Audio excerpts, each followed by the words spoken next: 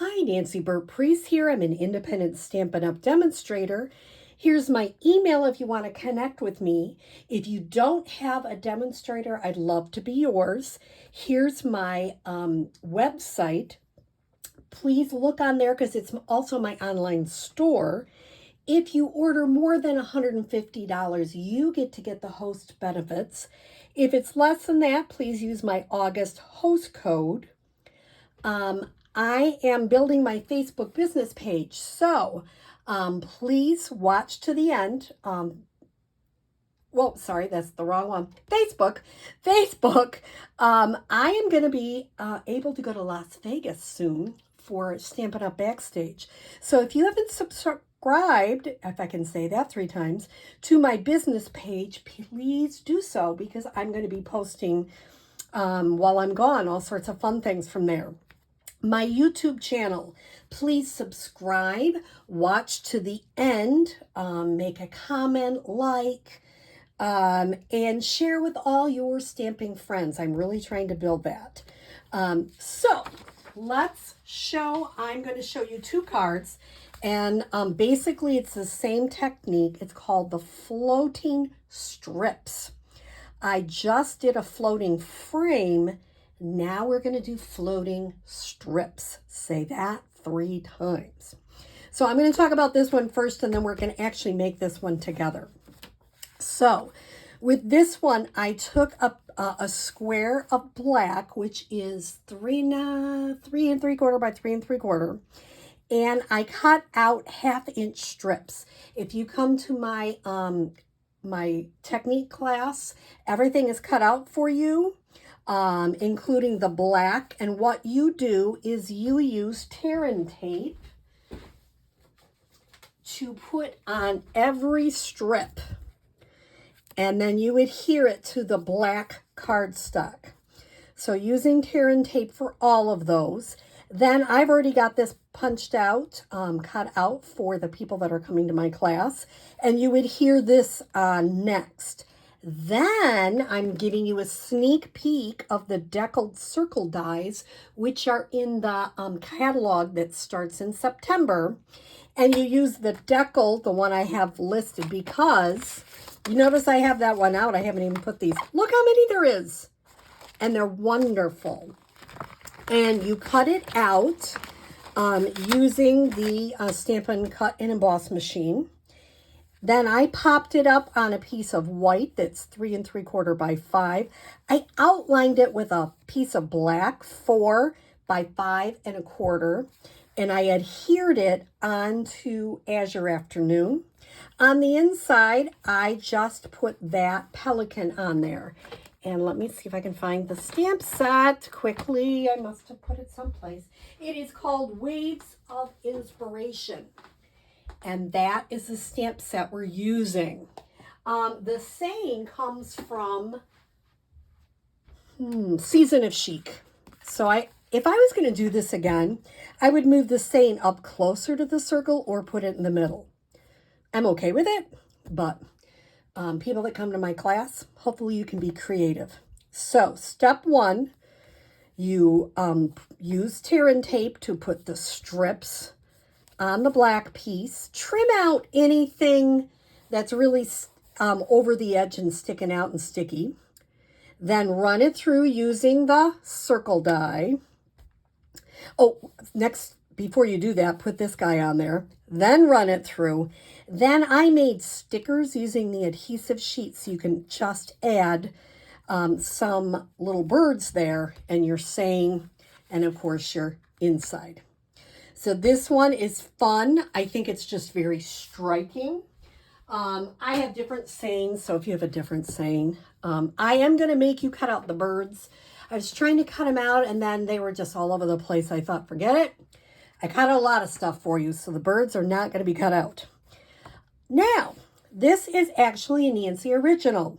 Sometimes they aren't, but this one is. The one that I just showed you, I cased from Brian King. I changed it up, but this one is actually a Nancy original.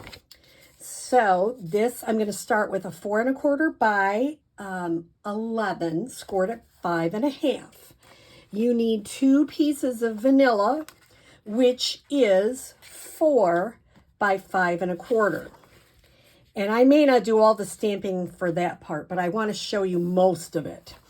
On the inside, I just stamped a pot, and I want to show you how to stamp the pot with that. So I am going to show you that. Okay, maybe I'll show you everything. One never knows. You're going to get a piece of window sheet.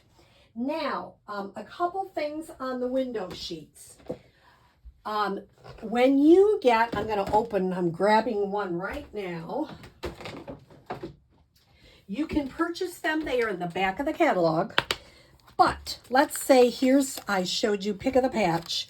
This back sheet is kind of thick. If you take everything off and put them on here, you can also use those. I ran out of window sheets, so I did have some of those. So here's a piece of window sheet. The ones that you're getting are a little bigger. I'm doing a smaller one because I was running low on it. And what I did is I went ahead and put the sticky strip. They're all 1/2-inch strips. And what I'm going to say, if you have a silicone craft sheet, I couldn't get that word out. If you have a silicone craft sheet, this is a great time to use it because the adhesive will not stick. If you don't have one, that's totally fine. But if you do, it's really helpful. And then what you're going to do is leave a teeny tiny bit of space. So this is the same as making the other one, only I'm using a clear. Then I'm going to go here.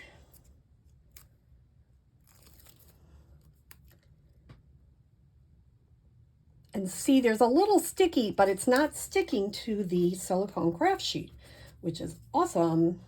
I will have a couple extra at my workshop in case people don't own them. But if you do, they are helpful. I didn't think I needed them for the other card, and you can get away with not using them for this one too. So don't worry about it if you don't. And I have a few that people can borrow. And here we go. Now I've left a little smidgen, which is an official word, all around. Can you see there's a little bit of a smidgen? I'm going to move this out of the way. I'm going to come around before I run it through, turn it over, and cut all of these edges off that might be sticky.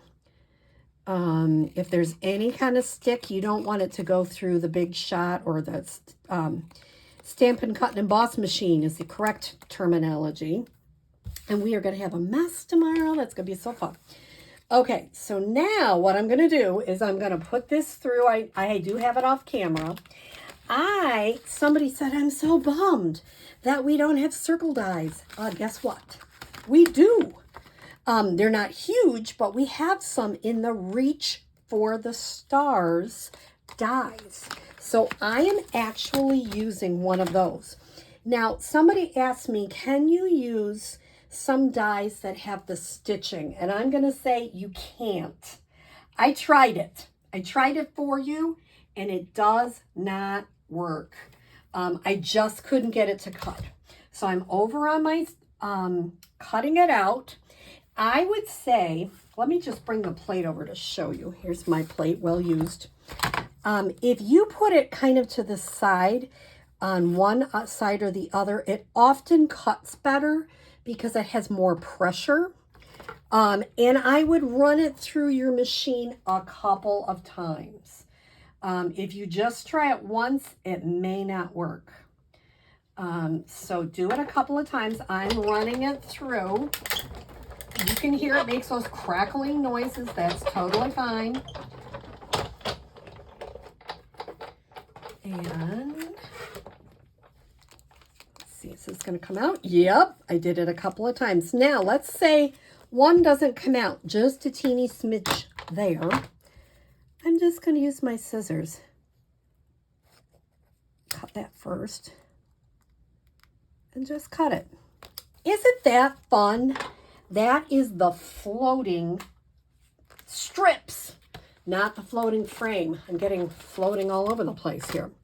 So then what I did for this card is I am using, if you don't already know, I'm a huge fan of earthen textures.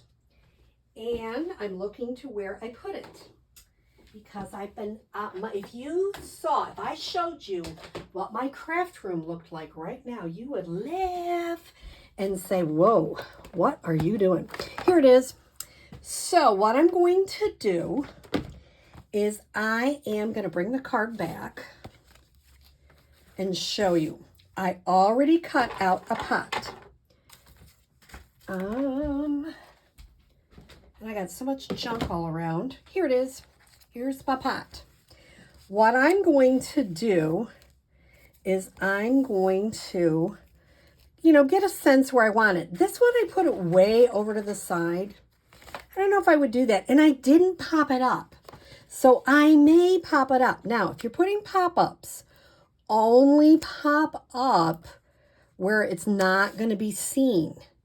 You don't want to have a pop-up showing because you want this to be kind of a neat technique. So I'm going to try 4 and see if it's going to hold it, okay? And I'm going to pop it up a little bit over to the side here. Now, I made, for the people that are coming to my class, I cut out this, and what I did is I used Stampin' Up's adhesive sheets. Say that 3 times. And what you need to do, even if some of it doesn't look like it's coming up completely, don't worry. Once you peel it off, it should peel all the yucky parts off. Like you can see this one. I left it for me because it has a little goo there. It should come off. The trickiest part is to get it started because these little prongs are hard. Now, I don't have a lot of fingernails, but it's starting to come. Okay. And then I made it as a sticker. Basically, it's got sticky on it, and you can adhere that down. And then you have a choice. Because I popped that up, I may pop up the pot. Why not? Let's pop up the pot so you can see one card popped, one card not popped. I'm bringing like reams of dimensionals tomorrow. Okay. So if I was going to continue, I'd put my little saying and put it on here. You can add some I've got all sorts of gems for you to have fun with tomorrow. Okay, I'm moving that to the side, and I'm going to show you how I did the inside. This is very, very simple technique, and I love it because it's a real simple technique. What I did is I stamped the pot on a sticky note. Now, Stampin' Up! Also has some sheets that you can use for that, but sometimes just a sticky note is totally enough. So what I'm going to do is get the pot. I'm putting it a little bit sideways. Oops, I said the word pot and I got the wrong thing out. Let's do pot. And I'm going to stamp that right there. Now, I want to cover this up. It's called masking technique. And then I'm going to stamp the whatever this is in some kind of fun leaf thing. I'm going to stamp this on top so it looks like it's going in the pot, but it doesn't show there. Is that super fun? Super easy technique to use, but it adds so much. So I hope you have enjoyed this week the floating frame technique and now the floating strip technique.